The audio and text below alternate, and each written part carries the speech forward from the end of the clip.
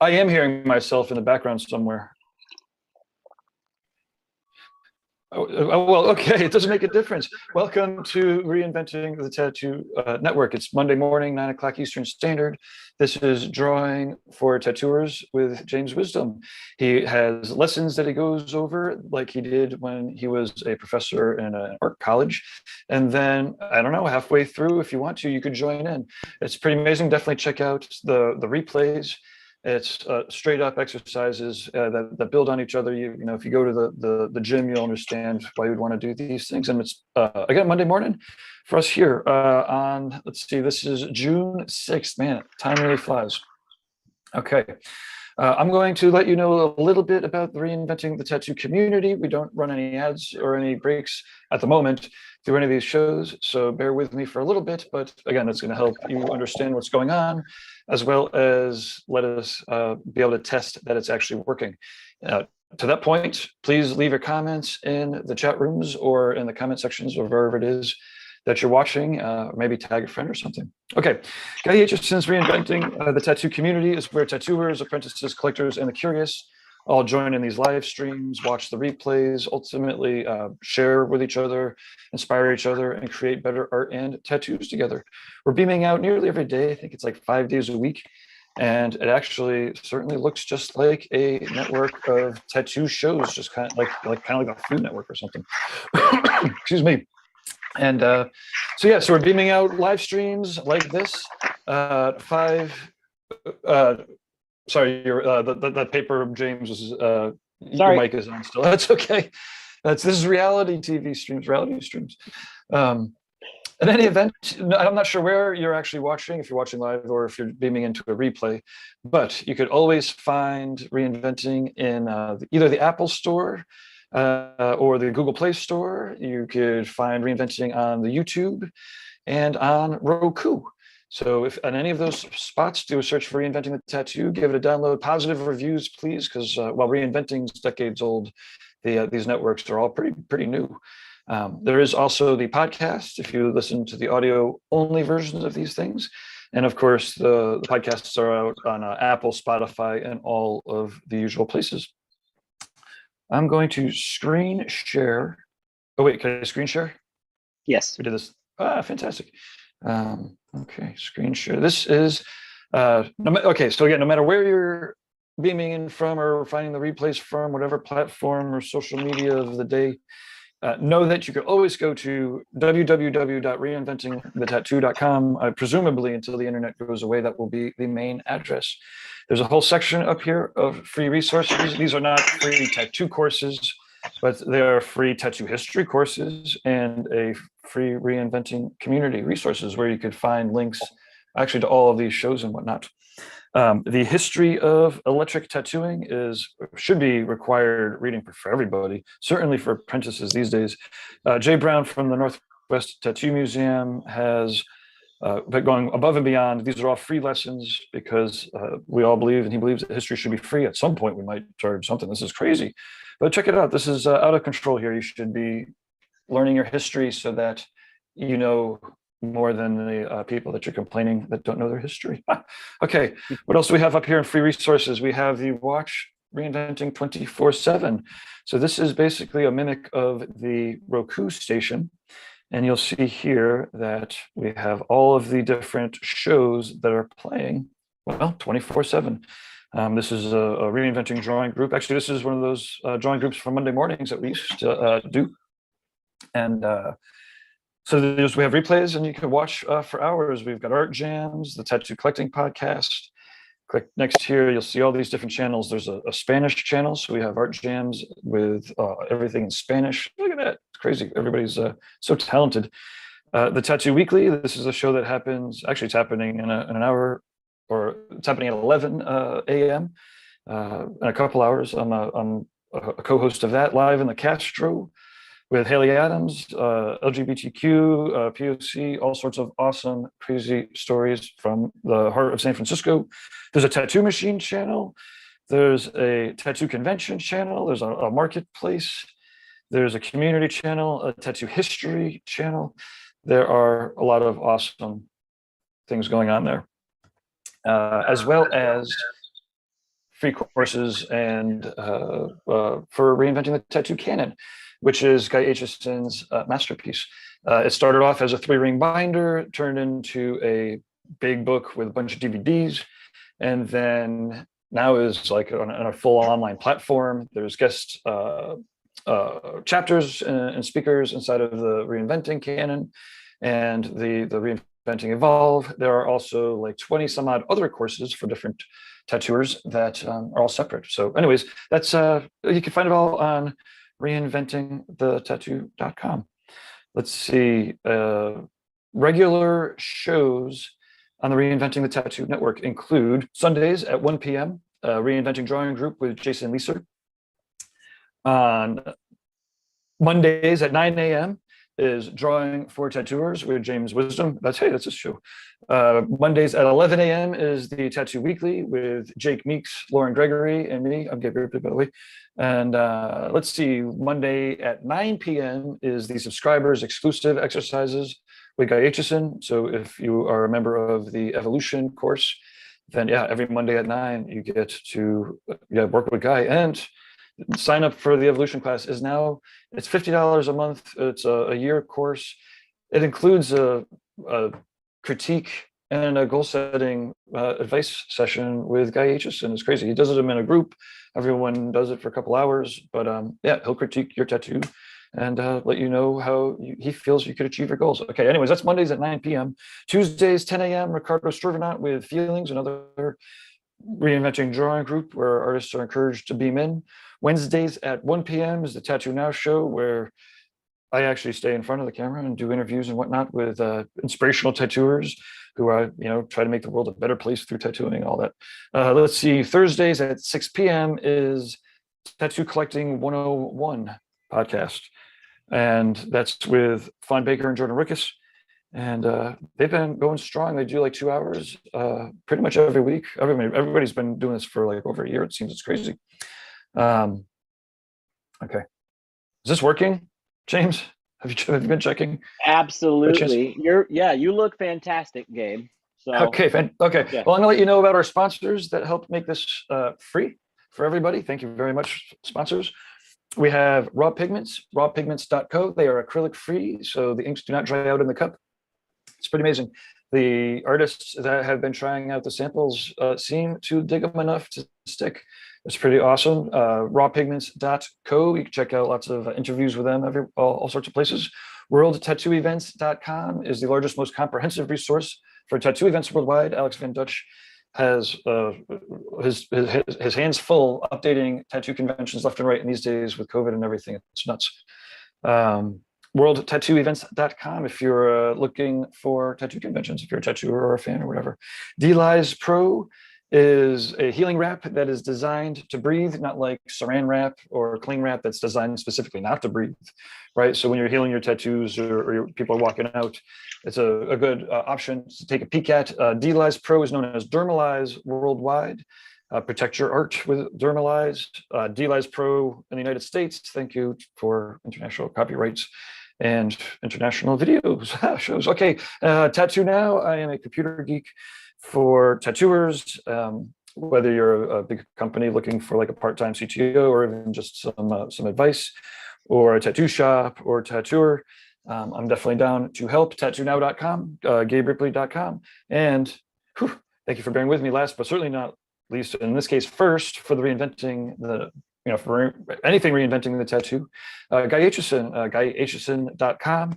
His artwork speaks for itself. It's right here and here, and this, oh shit, that one there is also one of my favorites. That guy, yeah, I can start that one for hours. Anyways, GuyAitchison.com. He founded Reinventing like in the early 90s, and has helped generations of tattooers learn how to learn, inspire each other, and share with each other. It's one of the reasons why so many of these reinventing activities and live streams are collaborative, with people beaming in and whatnot, because yeah, guy loves that. And speaking of, I'm going to hop in the background. I am actually going to grab this Zoom link and plop it on the calendar. So Yeah, let me do that now. Thank you very much, James, for getting up early there. It's a little earlier for you. And yeah, it's been fun watching you do these exercises. And I talked to a couple artists. It's a couple of them have hopped on the chat rooms and stuff. Um, it's great, and it's a good way. I think it's an awesome way to start off. It's a great, awesome way for artists and other people to start off um, the Monday mornings. Thank you, Gabe, so much for that. And thank you everyone for joining us. Welcome to Drawing for Tattooers. With me as always is Gabe. Party on, Gabe. And party on, audience, right? I hope that you're ready to draw. Today on Drawing for Tattooers, I wanted to talk about relationships.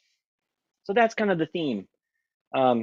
Each show try to have some sort of a theme that helps tie together all the chaos, all of the craziness.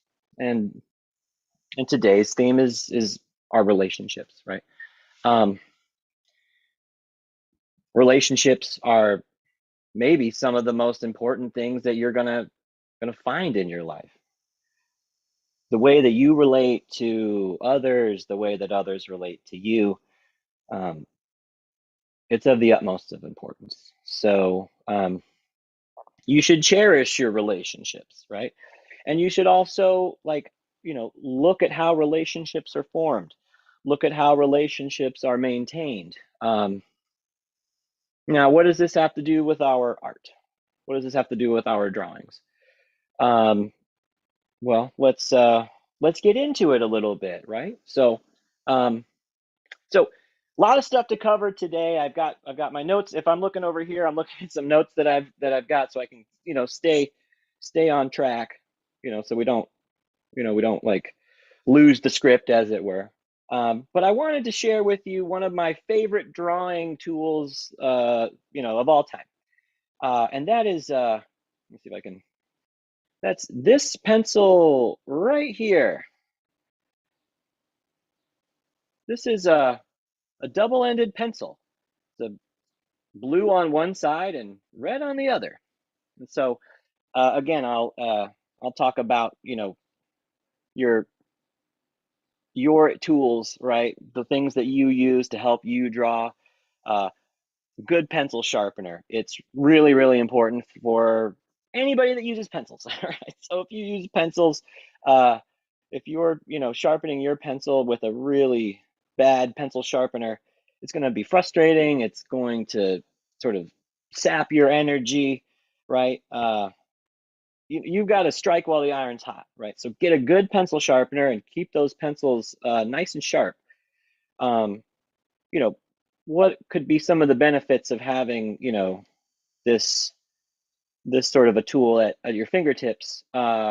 It gives you a lot more versatility.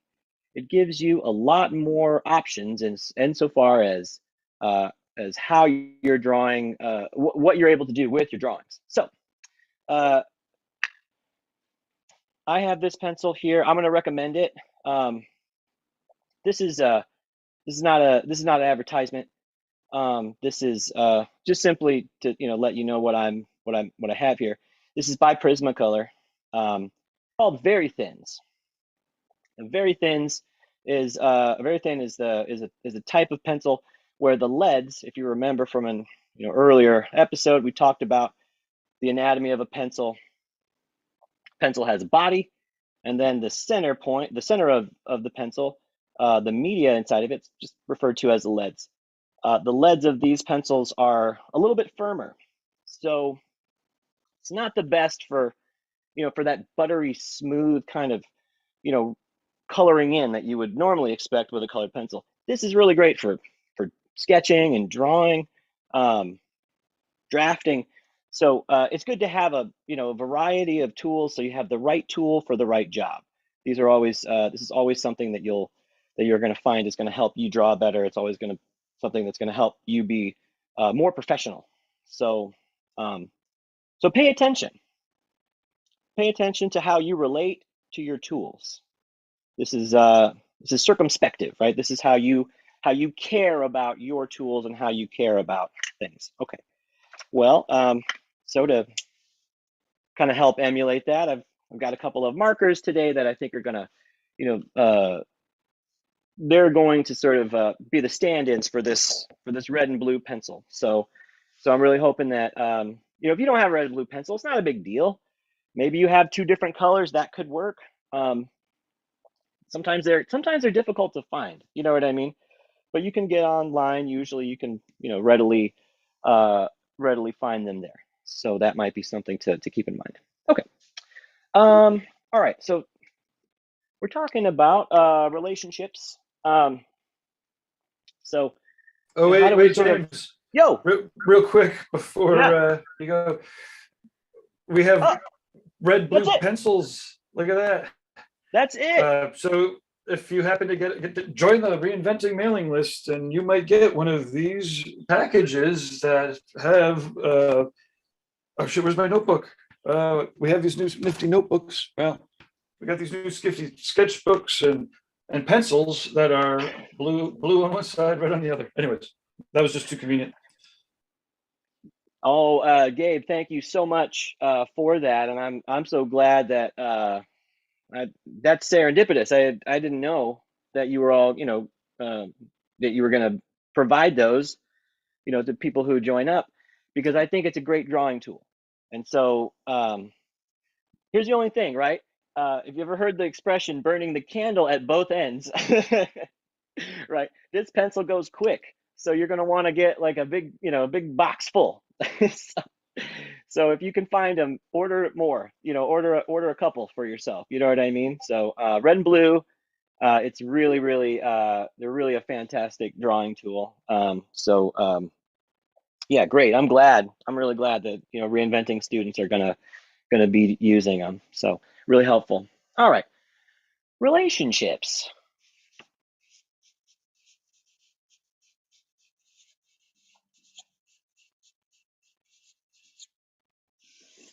Right, our relationships.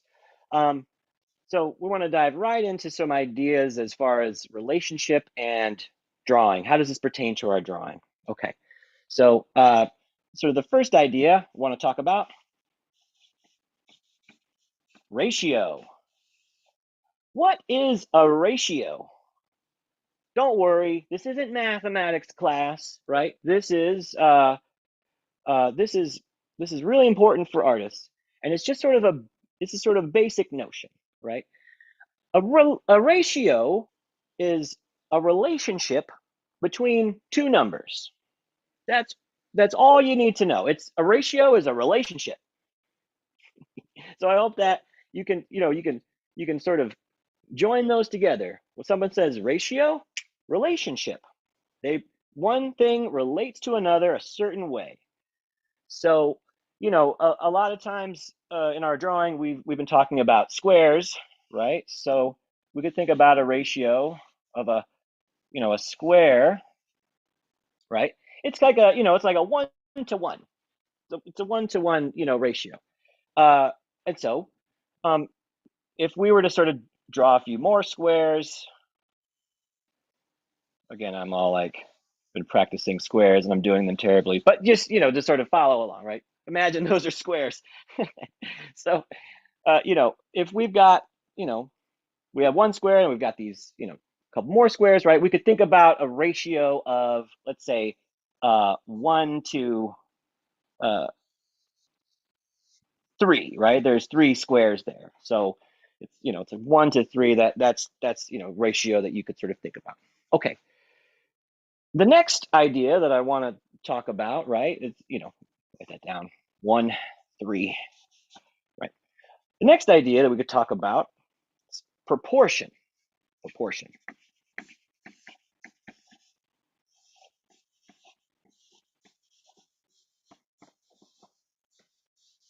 What is a proportion? Proportion is a relationship of ratio. So what might that look like? Right, let's just sort of map it out. Same sort of thing.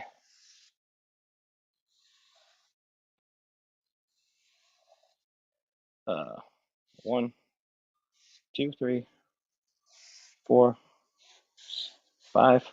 Gotta get one more. 1, 2, 3, 4, 5, 6. Ah! All right. So in this proportion, right, we've got a relationship of 2 to 6, right? 2, 6. Well, you can see that the relationships are proportional. We've got two proportional ratios. That's all we mean by that. So when you use the terms ratio, the simple relationship between two numbers. When you use the term proportion, you're just talking about relating ratios together. You're just relating relationships. Relating relationships. I think it's really valuable. It helps you sort of keep up in the conversation if you like. It helps you communicate more readily with others. Um, it is good for math, but it's also good for drawing, right? Because if you're going to draw things that have symmetry, if you're going to draw anatomy or any sort of form, you're going to want to try to maintain the relationship. Okay, so want to move along so that way we can get to some drawing exercises and stuff. So, all right. I want to run through a couple of ideas here just because it's related to relationships and so next thing I want to cover again, I know we've talked about it before, but symmetry.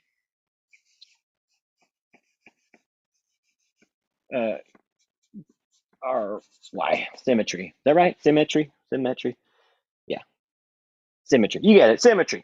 Okay, so symmetry is about relationship. And so there's a couple different types of symmetry. When we say the word symmetry, we can really sort of be referring to lots of different things. But I'm going to go through some terms and try to explain it a little bit. And I don't think you have to totally remember each word per se, but I mean, it can help. And then also it can help you understand, a little bit more about what it is you're going for, how you can use symmetry, hopefully more effectively. All right. So type of symmetry that we're going to talk about first, a formal symmetry. Formal symmetry, right? This is like a mirror. A mirroring, right? So what kind of things would be, this mirroring, well, like a square, right? A square has this formal symmetry to it, right? It's completely balanced. And so squares have formal symmetry, and and circles, they also have a formal symmetry to them.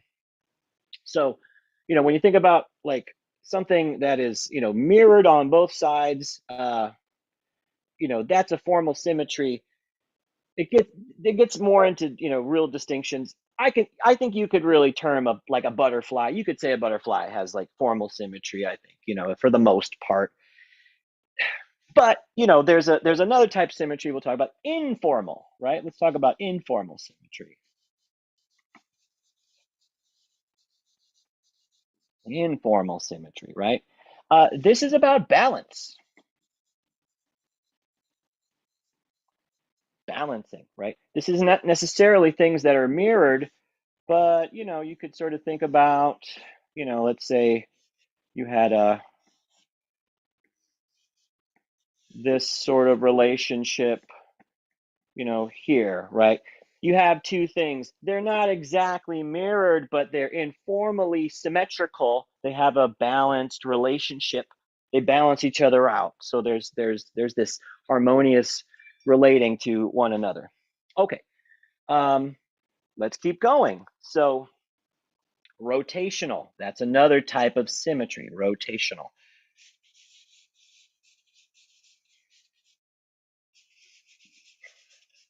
Rotational. So what would be rotational? What could we think about? Well, right? Well, we could come back here to these little shapes here, the circle and the square. Like rotational symmetry is any form or shape that as you move it, you rotate it, it maintains itself, right? If I were to turn this circle clockwise, counterclockwise, either direction, it's going to look like itself. It's going to maintain its circularity. Same thing with this square, to be honest. If I were to rotate it 180 degrees, just keep click, click, click, it's always going to maintain its squareness, right? Its identity as square. So these, these are special objects, and they have a rotational, symmetrical nature, inherent to their form. So I think you can find all sorts of examples of rotational symmetry. Something else, maybe like a maybe like a spiral, some sort of a spiral pattern that would give you the same phenomenon of rotational symmetry. Okay. All right. Finally, dilational.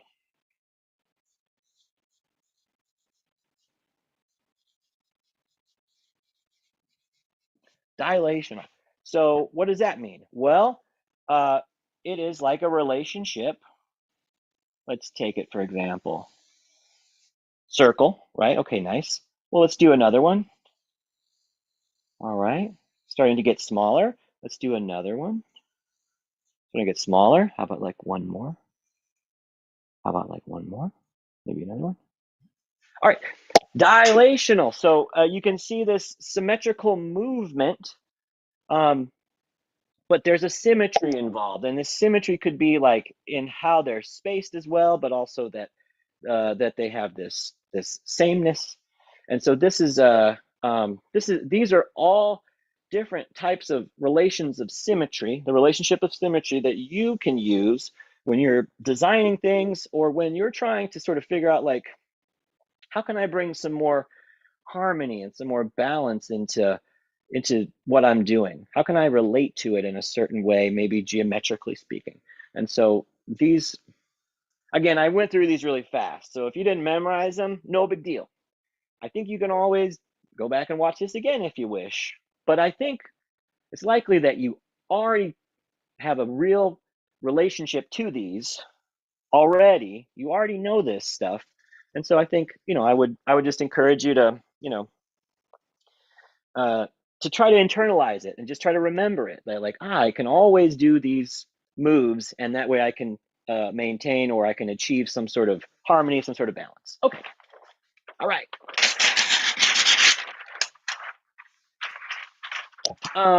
So I think that what we should do now is get ready to draw. I think we should just draw and get, just kind of get into the drawing, because we're about halfway through. And as we do our drawing exercises, something that I want to mention, or something that I want to foreground as an important thing to consider as we're going to do ellipses, we're going to do, we're going to do some forms. And we'll talk a bit about that in just a minute. But something I want you to start to consider as you're doing your exercises is line quality, right? The quality of the lines that you're making, right? So I'll just put that up here top, line quality. So what is line quality, right? It's the thickness, the thinness of the line. It's its roughness, its smoothness. It's what are the qualities of it aesthetically? I have some is it a broken line, or is it a completed line?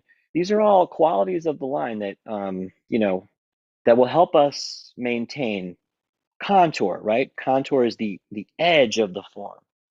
There's always this global contour, right? And there's always local contours. There's always like lines that sort of help you understand the texture, or the internal qualities of what it is that you have. And so more on that in just a minute. But why don't we do some ellipses, right? Let's do 50 ellipses. So here's a fun one. We've done our ellipses all different kinds of ways. And it's, as a teacher, I do these drawing warm-ups. I'm always trying to think of like fun ways to engage students, and to make it more accessible, make it more useful for you. So so give this a try. This is a fun one. We're going to draw 50 ellipses, but we're going to do them concentrically, right? So here's what I mean. I'll start off with a small one, and we'll kind of grow. So let's see. I'll start in the middle of my page. All right, 1. So I've drawn one small ellipse in the middle. I'm going to draw another one around it. 2. I'm going to see how far I can get. I wonder how far. It's interesting to see. I think once I get to the edge, I'll stop and do it another way. So why don't we get started? So if you got your pencil and paper out, or if you want to join in the Zoom, you can click that link that's in the calendar. I think Gabe put it up. So join up, and I'll allow you into the room. So, all right, let's get started. So 1, 2, 3, 4, 5. You can go clockwise or you can go counterclockwise, but try to pick your arm up off the paper. Try to use your arm. Try to use your shoulder to do these drawings with. 6, 7, 8, 9, 10. Cool. And so almost kind of naturally, we kind of see that there's almost like it's closer here along this part of the ellipse. It's getting a little bit wider. I think you can think about the rings of Saturn or something like that. If you're into to astronomy, you're into science fiction and stuff. You can think about we see those concentric rings, and what do they look like? How do they relate to one another? 11. Oh my gosh, I'm out of room. 12. That's like last one. 13. Whew. All right. Well, start going the other way. All right. 14. 15. 16. 17. 18. 19. 20. 21. 22. 23. I'm out of room on this side, right? Gonna start over again. Go over here. 24, 25, 26, 27, 28. I'll kick it over to 29, 30. We're getting there. We're getting there. 31, 32, 33, 34, 35, 36, 37, 38, 39, 40, 41, 42, 43, 44. Last 5. Let's switch it up and put your pencil in your other hand and try it out. That last 5. So 45, 46, 47, 48, 49, and 50. Whoops. Well, that's just, that's the breaks. But also, I think, again, this is practice. This is like warming up. And I think that it's more important that you're using your body, you're thinking about how the arc that you're sort of swinging this shape, rather than, like trying to so tightly hold on that, that you're all tense and you're just you're not able to get that that curvilinear sort of relationship that that has to be as a part of the ellipse. it's a circle, but you know, it's seen in perspective, or you know, it still has the, you know, the properties of circle. So, um, yeah, 50 ellipses. Hopefully you enjoyed it. Hopefully you were able to follow along. Okay. Good. All right. And I hope you're all warmed up so we can start to talk about, you know, a subject today that is, I think will be especially useful to you, as you are designing, as you are trying to create. Here we go. Our first customer. See, I think I let you in. All right. Creature, welcome. Hopefully you're drawing along with us. Again, feel free to drop on in if you want to draw along. We'd love to have you. So, all right. Um, so this is, you know, again, we talked about the theme today. We talked to, basically we're talking about mathematics in a real way, you know, without all that math, right? Math without all that pesky math. Ratio. Remember what that was? It's a relationship. And then, of course, proportion. What was that again? It's a relationship, right? A relationship of ratios. Okay, so now we want to talk about like our subject for today, and that's we're leading up into perspective, but isometric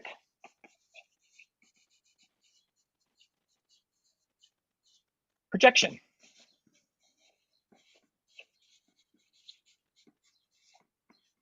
Isometric projection. Okay, what the heck does that mean? Well, it's basically a way of drawing in perspective. It's a simplified sort of it's a simplified way to get to 3 dimensions. You remember we talked about it before. You know, if we draw a square, let's see, I can do it. If I draw a square, you remember this exercise. Get your red and your blue, right? Nice, right? You want that perpendicular 90-degree and then 45. That gives you the same rise over run, and that gives you, you know, a pretty reliable square. Just something to kind of think about. So if we think about this, this has 2 dimensions, right? It has a height and it has a width, right? So it has 2 dimensions. So that's what we mean with 2 dimensions. It's height and width. But of course, you know, as soon as we sort of change that relationship, we can start to give the illusion, right, of depth, right? So now we, you know, we potentially have this. There's this height in this case is be like it's very, very, you know, very thin width, you know. But we have a third one, and that's the depth, right? So what we get is 3D, right? So from 2D to 3D, and that's a lot of what we've been doing. You know, so far we've been really practicing ellipses and squares and circles, and so we've been creeping up on this idea of being able to do 3 dimensions. Let's see here. And a creature, could you put yourself on mute because it keeps spotlighting your screen. Anyway, all right. So let's get into it. Isometric projection. What are we talking about? Um, so I want to start to draw some forms, and this way we can start to think about it. If you use Procreate, there is an option. There is a drawing tool, and it's called isometric, and it is this. It is basically this. So how do you achieve it? Well, I think we could start really most readily with the idea of a cube, right? So let's say we sort of draw this. This is called a rhombus. again, I'm trying my best, but what we want here is we want parallel, right? We want these edges to be parallel to one another, right? Hopefully do your best. You look at it squared up and you draw parallel shapes, parallel lines, right? And then again, just connect it with more parallel lines. Again, so parallel here, right? And then parallel there, right? So now all of a sudden we have something that starts to resemble sort of three-dimensionality. It has sort of a cube-like shape to it. The way to get it, the way to get this really, really effectively, like I said, is try to make for this particular isometric projection parallel. So parallel,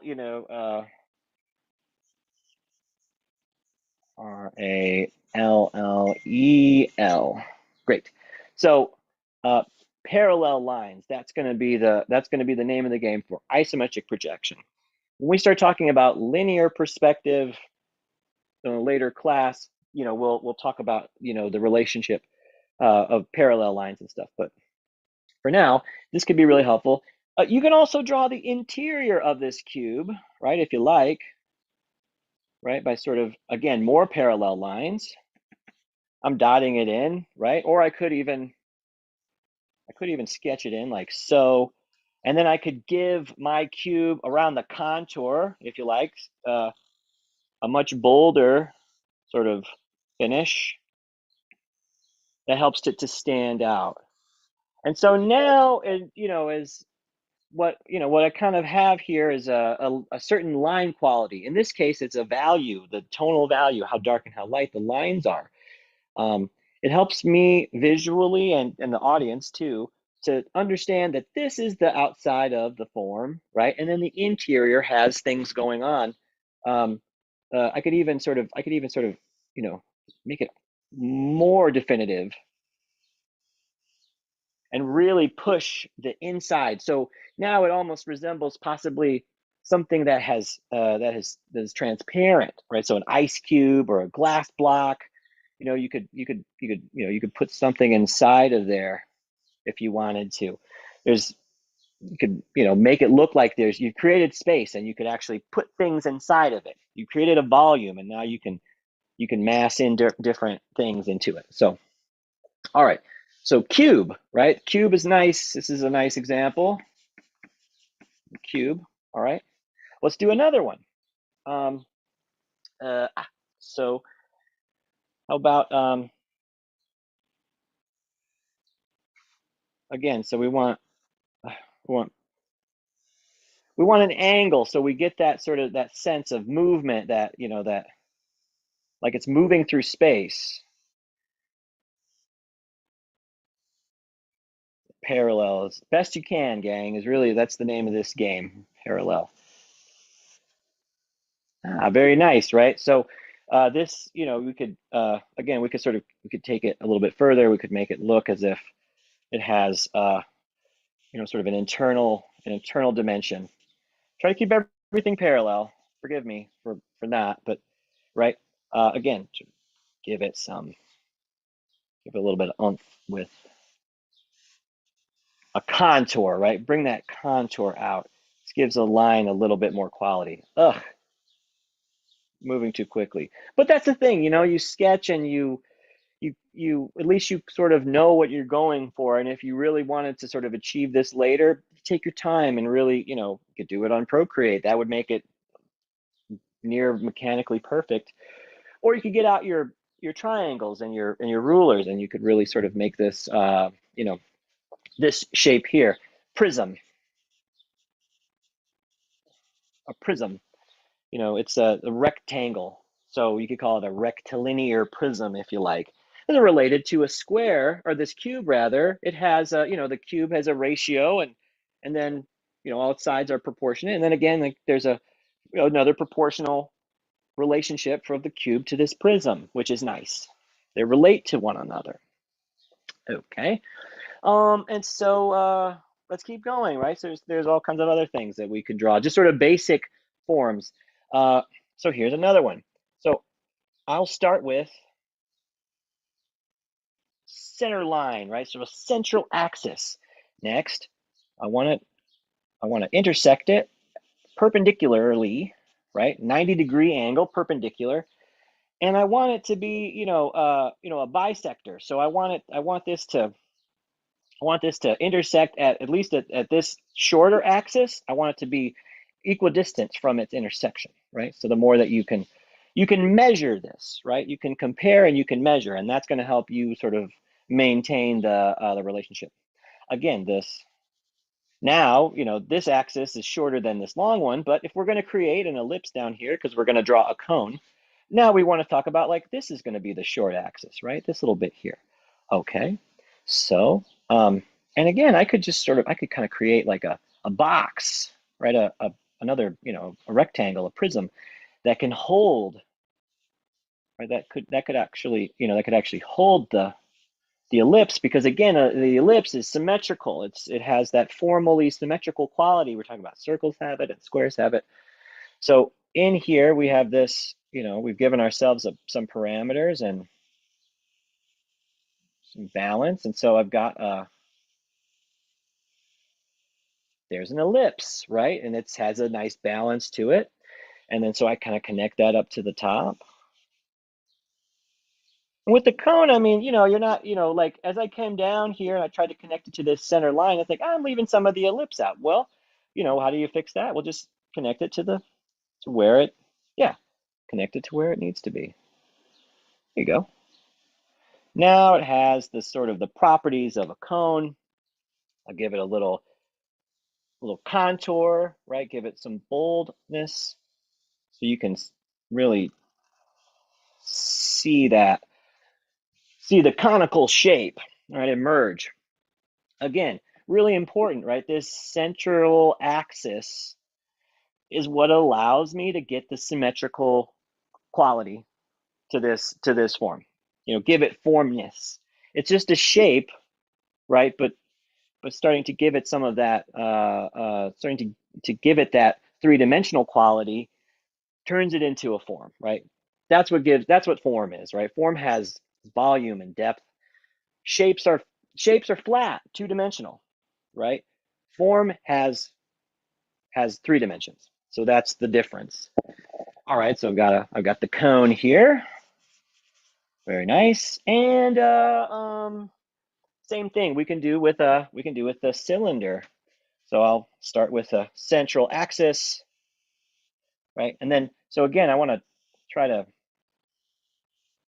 cylinder, you can think of it like an axle, right? So the central axis is like an axle. You've got two bisectors, right? And they're perpendicular, and they, they're at their center points of their of however long they are. Again, I'm off to the side, everyone, so I'm definitely not as accurate. You should try for accuracy, definitely.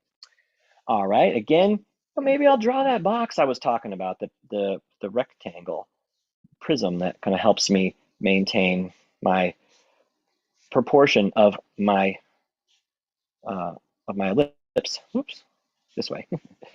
All right, take your time. Right, so that gives me what I have here is like I have just instead of trying to draw the whole ellipse, I've got a an arc that I can follow, and I can just mirror that arc all over the shape. So this is like, these are training wheels, you know what I mean? If you really want to get your ellipses very accurate, you can draw this, put this down, and then that'll help you maintain. So if you find you do the ellipse practice and you take a step back, you look at them in the mirror like we've talked about, right? You take a hand mirror and you don't look at your drawing. Instead, you look at the mirror. You can see like, well, mine's a little flat over here on this side. And that sort of knowledge, insight into how your work looks can really be valuable to you. So so check that out. But once you've sort of figured how to get your ellipses nice and balanced and make them symmetrical, then you can take off these training wheels and you can sketch it with more confidence. Or you may never like draw them freehand very well. I don't know if I do, but but I know what I'm going for, and I think it can help me as I'm designing things, as I'm trying to put them together. So one more contour here, so that way I can sort of showcase the form, right? Again, I have a might bring that plane forward, right? So I kind of, it almost looks like I'm looking at a almost like a soda can or something like that. Like again, I can, like the cube, it's almost like I could put something inside of there, and it could have it's a there's a voluminous space and within this within this form that I can place things inside of. Our paper is two-dimensional, right? So all this three-dimensional stuff, it's all an illusion. It's all illusory. So one more form, and I think that's going to be really nice, because I'm really hoping that we can, really hoping that we can start to move forward in our practices, and and actually practice this next one. Let's do it. All right. So again, I'm gonna draw a central axis, right? And I want to try to, again, another axis, bisect. All right. And again, I want to make sure I can measure it. So if you hold your pencil or your writing implement, this is a really good way to measure. You can just use your thumb, right? If you can see me, hopefully, you just use your thumb, right? And align the tip of the pencil right here, and then to the middle again. Well, that was a quick way, without eyeballing it, to measure and to sort of see, like, how does this axis relate to this one? And again, you want this to be bisected, this little one. You want it to be through the middle of it, and then again perpendicular. Okay. So again, it's kind of like a lot longer here. We're not going to draw an ellipse this time, but instead we want to draw possible. Yeah, an egg, right? An egg shape. It's very sort of basic and organic form, but check out eggs. I mean, they're near perfect. And so there's a lot of things that being able to draw this form of egg can be really, really helpful to you. Heads are an egg shape, right? So if you want to sketch an egg, a head or something like that, you can use egg. A lot of sort of musculature that you could, that you might start to render out.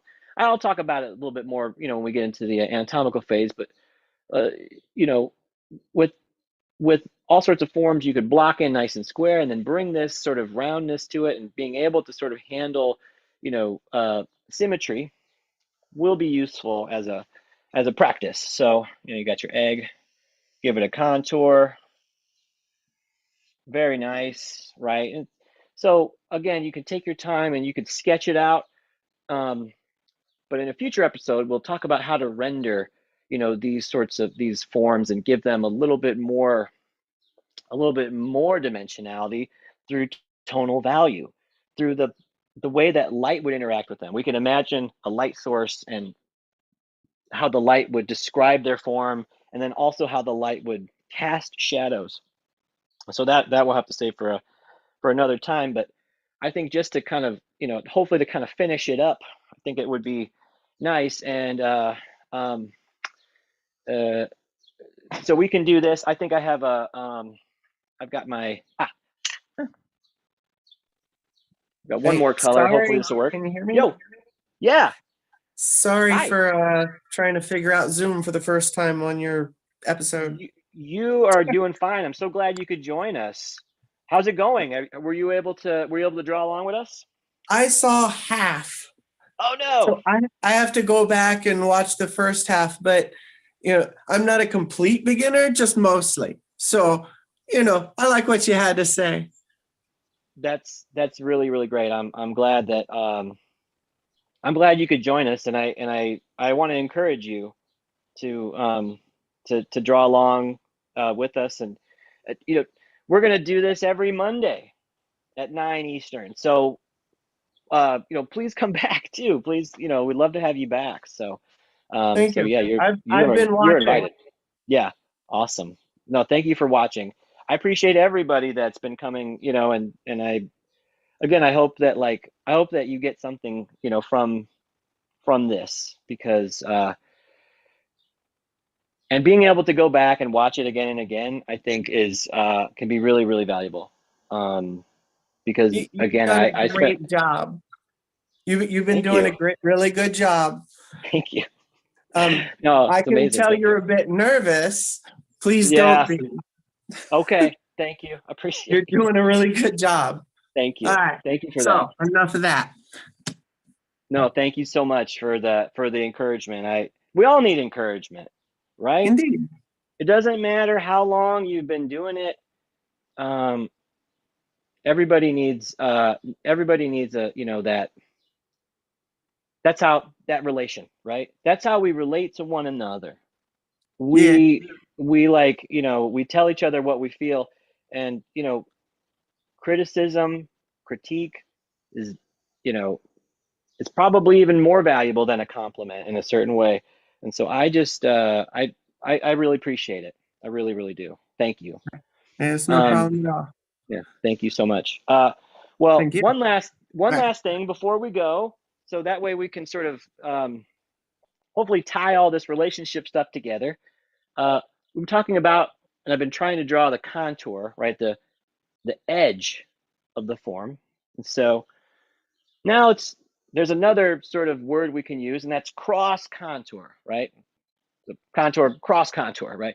So how does that work? Well, if we were to go across our form like this, right? Again, maybe sort of thinking about parallel lines or the form itself, right?